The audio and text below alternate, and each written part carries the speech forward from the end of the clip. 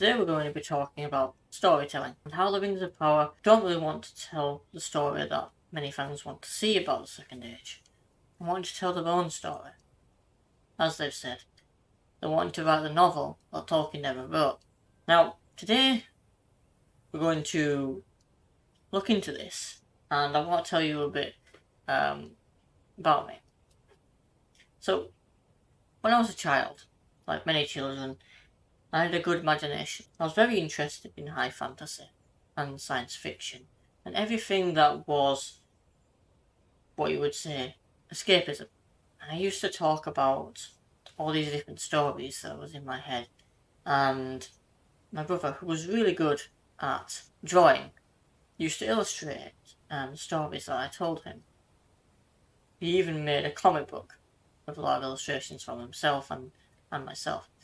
And so today I want to read a passage that if I had the rights, and I mean the right to Tolkien's work, like from the First Age and the Second Age, as well as Lord of the Rings and The Hobbit, what I would preface the series as, or start the series with. It seems like the Rings of Power, with what they've shown us with the original characters and showing the characters that we know to be completely different than what they should be. With Galadriel, it seems like they haven't understood that she's been living for a very, very long time. She wouldn't be young and brass. She would be very wise at this moment in the Second Age and would be able to counsel people quite easily. And this makes her a formidable force that's been described to us within the texts. Not this person that's full of rage and full of piss and vinegar, as they say, but someone who has settled down with her husband and is having a child within this age, but is also very much a counsellor to elves, men and dwarves within this time period, because she has been through the early years of Middle-earth. She's seen the two trees get destroyed. She's seen lands be destroyed. She's seen her family members get killed by basically an evil god. And she's also seen that evil god be defeated as well. This means that she will have a wealth of knowledge, as well as an understanding of her emotions and the way the world has been working. In the Second Age, it's largely peaceful because they've defeated a massive enemy that was causing so much pain, especially towards her and her family. So this passage that I'm going to read, it's going to be centered around the aftermath of the First Age. And it's going to go into a few characters that kind of show what they should be like within that era and highlight where the story could be going instead of what the Rings of Power is showing us, with Galadriel being this warrior woman and all these original characters kind of working around her and making her kind of the centre of the story, as it seems. This could change, obviously, but for now, this is what we can see. With this passage that I'm going to read, it's going to show that the world doesn't centre around Galadriel, but she is within it, and she's a very important part of it. But it doesn't mean the story has to be aligned to her specifically. So let's get into that. It starts. A broad yet soft voice says, "It began with a song. The Valar, led by Ilúvatar, father of all, sang into the existence the world and everything that surrounds it. Ilúvatar then sang into existence the first inhabitants of Middle-earth, the High Elves, then the race of man, Edain they were called in the Elder Days. Dwarves were created also, by another Valar named Aule. But there was one Valar that did not align with his kin and wanted the world to bend to his will alone. Morgoth was his name. He created dragons, mighty Balrog, and lastly, he corrupted and twisted the minds of elves to create orcs and goblins.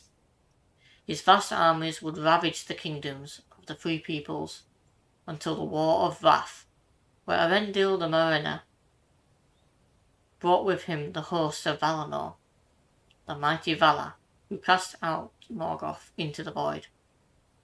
But the great kingdom of Beleriand was destroyed and sank into the ocean. The remaining Free Peoples were forced further east into Middle-earth. Morgoth had been defeated, but some of his hosts survived. Thus began the start of the Second Age, a time of sorrow and peace, we thought. On a calm river lay a large port. Towers of white were aloft around it, and standing on the harbour was a stout silver-haired elf. His face was soft, but in his eyes laid sorrow. As he stood, his arm leaning on a harbour post, a lady walked forward to him, her aura blazing like the light of a star, her hair golden and long, clipped back with a stylish circlet. As he glanced back and gave a short smile, he spoke. "I hope you have found peace here, Lady Galadriel, for I look on at our last home with sorrow and fear. Not all of Morgoth's foul creatures were destroyed with him. How long will this peace last? Shall we stay and weather what may come, or leave Middle-earth to chance and sail to our kin in Valinor?" Galadriel walked forward and leans on the adjacent post next to him and states, "I have found peace here, yes, and sorrow fills my heart too. But I have hope. The world has changed, not because the sea has taken our home, but because we are left to pick up the pieces. We must shape this world for the better. It is the reason we left Valinor, is it not? I must carry on my family's legacy, who was always going to face the long defeat, but with our time here, we can help make a difference. Can we not, Círdan?" She touches Círdan on the shoulder and goes to leave. As she does, Círdan turns to her and replies, "Celeborn is a lucky elf to find such a wise and kind wife. Your words do bring peace and clarity to my heart, and you will always have my support until darkness takes me." With a friendly nod to each other, Galadriel leaves towards Grace Homesteads. So, that's a little bit that I've been writing, because I've been thinking, what would I do if I had the rights to Tolkien's work? And it does go along the line of starting with certain characters, especially elves like Galadriel, and like Círdan, who's a very notable character within that age. And goes into kind of explaining what's happened and what's going to happen going forward. We know that things have happened in the past that have left them without a home, and they've ventured further into Middle-earth. Through the exposition at the start, kind of shows us where the story would lead. Kind of like what you see in the Lord of the Rings trilogy. With that start, it kind of prefaced what the story will lead into. And this kind of does the same, where we know that Morgoth has been defeated, but not all of his host was. So, where are them, and what will we see of them? This also shows Galadriel, as I said, as a wise and confident leader, because she has lived through a lot of heartache as well as learning to overcome that, especially because she has found peace.